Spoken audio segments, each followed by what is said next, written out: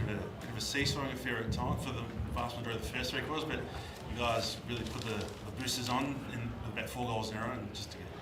Yeah, it was a struggle, wasn't it? Like, conditions made it that way, and then high stoppage in that third quarter, and there was elements of transition at times, but it was hard to transition. But I think in that second quarter, I'd never seen us miss so many short kicks. The breeze, funnily enough, was going against us at that time, and then we missed scramble, and then all of a sudden, whoa, go back and score or something happened. So it was tricky conditions out there. It was a fight day, like turn up and get to work day, pull up your socks, let's go. And our contest was really strong for major parts of it, and ultimately probably got us the job done.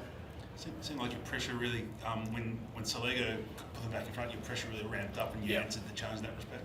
Yeah, well, the scoreboard's reflective of our pressure at times, and late in that third quarter, we were like 250 or something for 10 minutes, and we kicked 2 or 3 goals, and it was something we were trying to aim to get in the game a bit more than what we had it in the first half, but that third quarter when we got a little bit of a break, it was a pivotal part of the game. It was obviously an incredibly hard day for the entire football community. How are you feeling, firstly, personally? You're going straight to my heart. Like, I'm going to do my best to... Can I come back to that? I'd love to get through some of the other stuff and then talk emotion after that. Is that okay? Yeah, sure. Yeah. You gave some of the senior guys a break last week, and Pendle's Maynard among your biggest contributors late in that game. That really paid off, having that break. Yeah, I thought our backline was super strong. Howie, it was massive, and then Bruzzy leading from the front, and Josh Dacos down back. Like they beat us in inside 50s, which has become a bit of a pattern the last couple of weeks. But our backs have been enormous to stop scoring. They don't score when they go in there. That's a big part of the game. And then you go to the other end, and we're scoring quite efficiently. Nearly 50% of the time we go inside 50. So it's a good formula. But I'd love to get a bit more territory. Our backs were massive today. Obviously the weather helped, but Philthorpe didn't kick a goal. Walker was subbed off tactically because he didn't have an influence. I'm sure without Darcy Moore today, you might have some worries about their tools, but you held them off. Yeah, I said during the week I heard rain was coming. I sort of did my little rain dance because it makes a difference. So, it's hard to mark the ball. I wouldn't be judging his game, Philthorpe's, without scoring because he had influence in the end. It was very hard to mark the ball. I thought it was a challenging day, and there was a ground level game and pressure and scrap. It was hard to score at times. Not sure it would have been the greatest spectacle if you were here live in your poncho, but we're wrapped to get the 4 points. How much did Braden Maynard relish being captain today? Yeah, well, the leadership group made the decision. We've got 2 incredible vice captains, haven't we? Like Bruzzy and Nick, and he's an incredible emotional generator and infectious around the group. And I won't repeat what he said when the boys told him he was captain, but he was pretty pumped. Yeah. Caught a glimpse of your shoes before fly. Tell us about the significance of the shoes you're wearing today.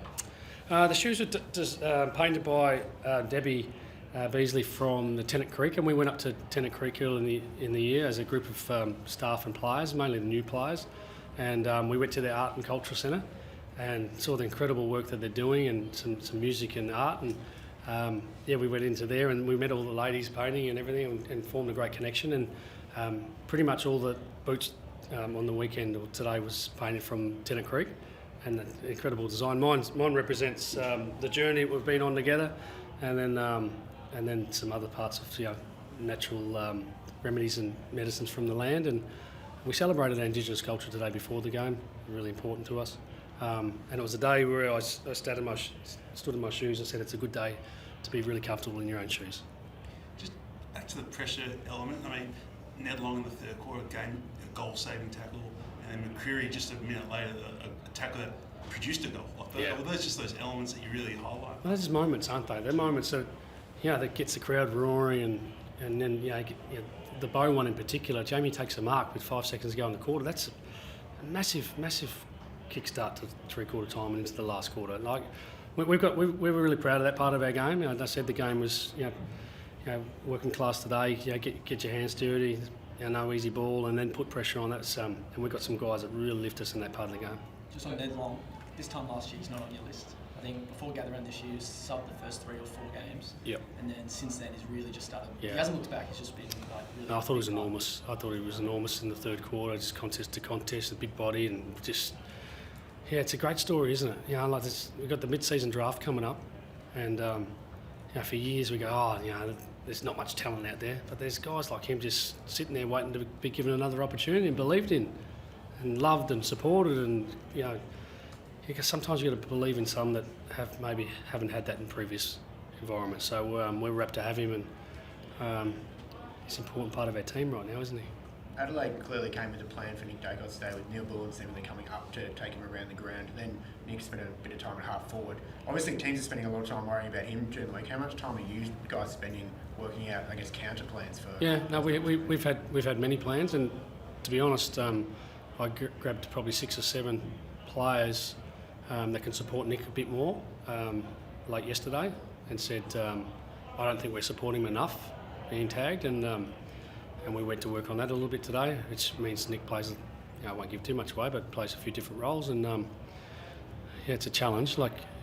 Had a bad day, 28 touches, did he? I'm not sure. I think it's pretty, yeah. I don't want to write the story of what you guys see his game being, but we're wrapped with how we're supporting Nick a bit more this week than what we have in the past. Are you happy for Craig to be handballing and not kicking like he was earlier? Is that what I've learnt to do with the Dacos brothers is don't tell them how to use the ball.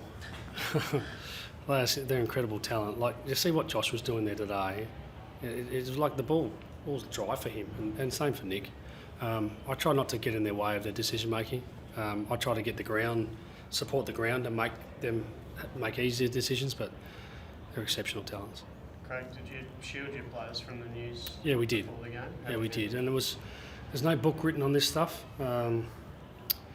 We got the news this morning, and it was horrible, and we didn't really know what to do, to be honest, other than maybe give it space to sort of see where it fits with all of us. And I know the coaches' news, because we had to get to work on Scoot getting on the plane to go back to Perth, and it's horrible. There's such sadness, and so we protected the players, thinking that might have been the right thing. I don't know if it was, but we told the whole club straight after the game the sadness, and just want to send my love to the Selwood family. Thanks, guys.